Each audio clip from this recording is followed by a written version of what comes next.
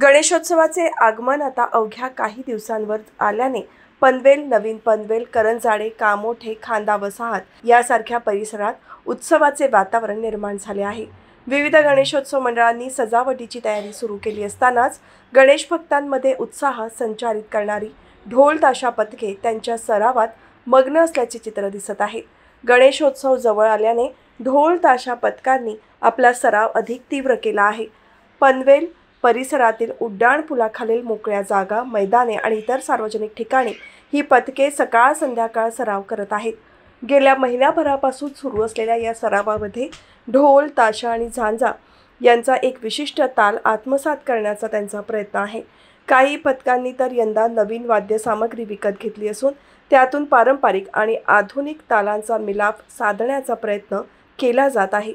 अनेक सार्वजनिक गणेशोत्सव मंडळांनी आत्तापासूनच मंडप सजावट आणि विद्युत रोषणाई करून उत्सवाचा आनंद द्विगुणित करण्यास सुरुवात केली आहे।